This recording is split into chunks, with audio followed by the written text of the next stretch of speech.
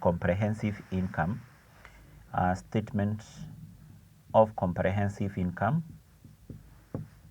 of a comprehensive income.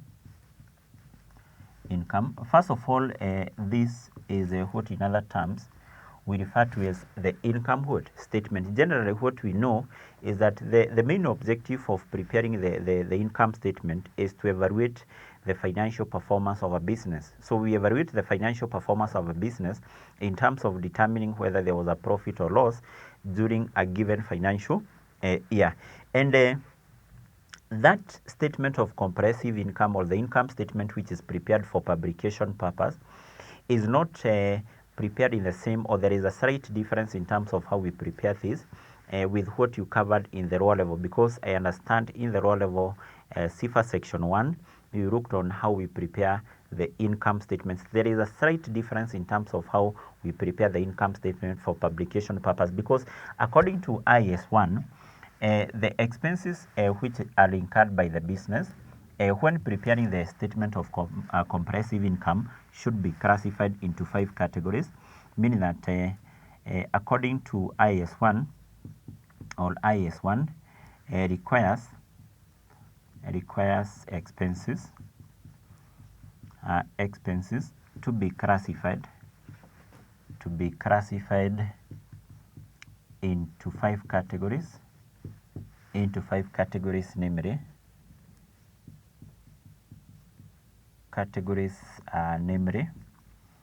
number 1, we have what we refer as the cost of sales. Now the cost of sales in the lower level, you are told that this is computed by taking opening inventory plus purchases less closing inventory. But in this case, when computing this, we take the opening inventory.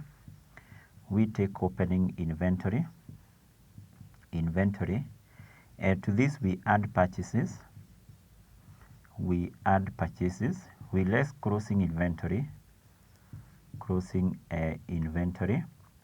And then depreciation on PPE is still included as part of cost of sales. When talk about PPE, of the tangible non-current asset, that depreciation on those assets is classified as part of the cost of sales.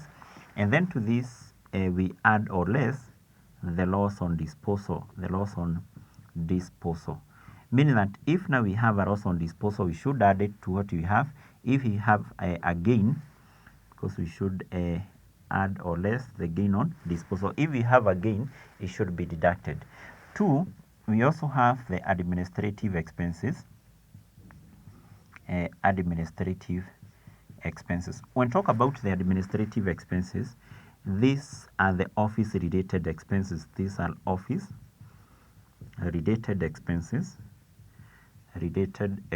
And therefore these particular expenses include things like salary and wages, rent and electricity, that is rent and rate, electricity and water, and impairment of goodwill. That still fall as part of administrative. And then we have distribution cost. When talk about distribution cost, these are those particular costs which are incurred, or these are sales related expenses. Basically those particular expenses which are incurred by an entity when selling goods, e.g. what we refer as advertising expenses, commission on sales, provision for doubtful debts, bad debt written off, carriage outward, and so on. Number 4, we have the finance cost. Finance costs, these are those particular costs which will be incurred because the company has borrowed money, and therefore this will include things like interest on loans, interest on debentures, etc. And then finally we have other expenses. When talk about now the other expenses, we are talking of any other expense which cannot fall under any of these 4 categories there. So therefore, in accordance with IAS 1, for the purpose of preparing the statement of comprehensive income, we classify the expenses in those 5 categories. I want us to look on the format of basically how we prepare this format of presenting the statement of comprehensive income, presenting the statement of comprehensive income. Assuming we are to prepare the statement of comprehensive income of XYZ Limited, we should have the name of the company, what we are preparing, statement of comprehensive income, and then we say it is for the year which ended. In that case, we shall be given the date there. And then when preparing this, we always start with the revenue. Revenue is what in other terms will be referred to as sales, though when preparing the statement of comprehensive income for publication purpose, you will always be given revenue. So then to this we less cost of sales, to that amount.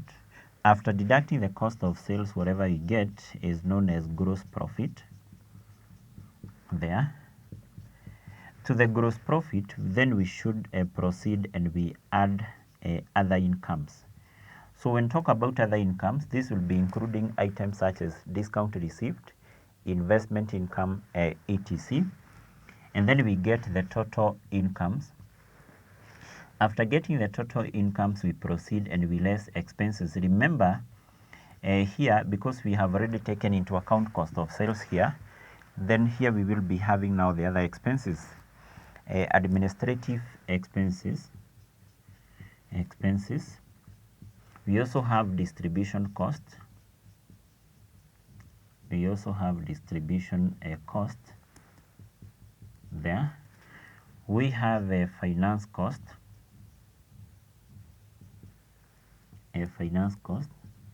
And then we have other expenses. Like that. So after deducting all those particular expenses, then we should have the profit before tax.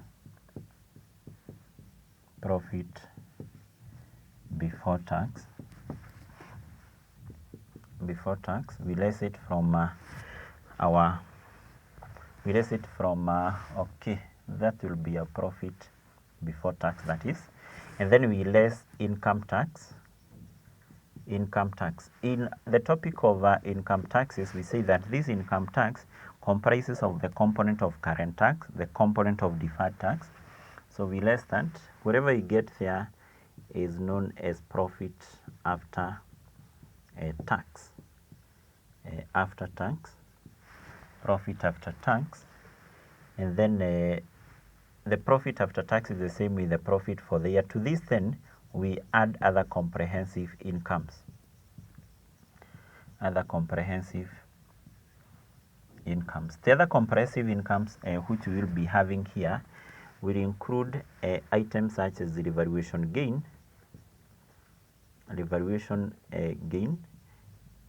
stroke loss on PP. And first of all, what you need to note is that when talk about the other comprehensive income, these are various items of income and expenses which have not been or which are not recognized through income statement. Good examples include revaluation gain or loss on PP. For instance, if at all we have revaluation gain on PP, that is not part of the other incomes, rather that is part of the other comprehensive incomes. So therefore, if we have a gain, we add it. If we have a loss, we less it. Then we also have things like the revaluation gain stroke loss on a financial asset at fair value, through other comprehensive income. So if we have a gain, we less it, we add it. If we have a loss, we deduct it, and then we get the total there. Whatever we have as the total there, we refer to that as a total comprehensive income. So therefore, that's basically how we prepare the statement of comprehensive income for publication purpose. Now here you can see that we have a slight difference in terms of how we prepare this, because if you can be able to remember in the lower level, you were not classifying, or the expenses were not classified into those categories. Still, the items like dividends for the year, all those items were included, or for example, they were supposed to be deducted from that profit forward. For the there is a slight difference, therefore, in terms of how we prepare that. So therefore, that is a format for preparing the statement of comprehensive income. I think finally we can look on the format of this other component here, that is a statement of changes in equity, because in terms of how we prepare the statement of financial position, we use the same format as used in the lower level, level. So let's just have a format of what we refer to as a statement of changes in equity. Or first of all, we define what is that. Statement of changes in equity. Changes in equity. Now, for this particular statement of changes in equity, as the name suggests, this is a statement which is prepared to show changes in the various items of equity. So mean that we prepare this, or this is prepared to show changes in various items of equity. Changes in various items of equity. Remember, when talk about equity here, we are talking of ordinary share capital and various items of reserves.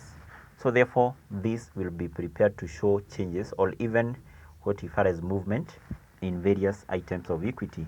So therefore, when preparing now the statement of changes in equity, we are supposed to first of have a column for the details. We should have details column, and then we should have columns here equivalent to the various items of equity. In most of the cases, we will be given ordinary share capital. We will also be given the retained earnings.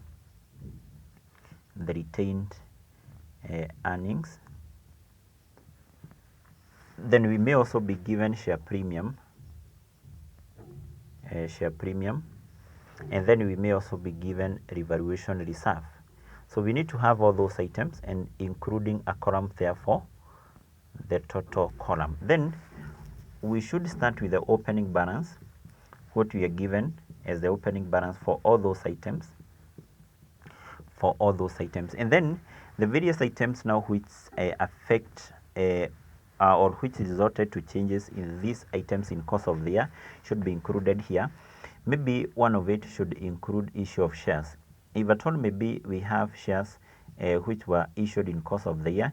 In most of the cases, that will affect share capital and the share premium. 2, if we have profit for the year,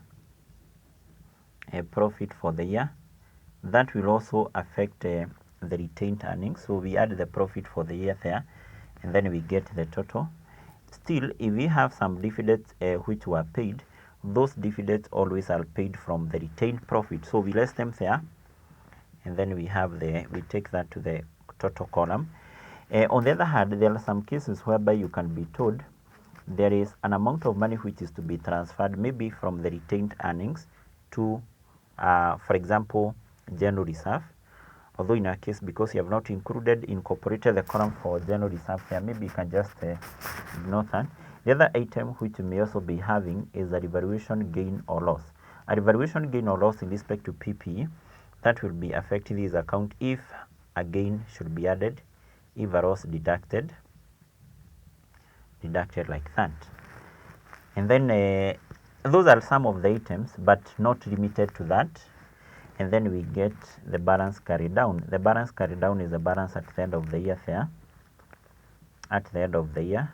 And those balances now which we get at the end of the year, this then what we take to the statement of financial position. So therefore, that's how we prepare what we refer as a statement of changes in equity, which we have said is a statement which is prepared to show changes in the various items over equity. So therefore, we do have those as basically the various formulas which you use in terms of computing now the free cash flow to equity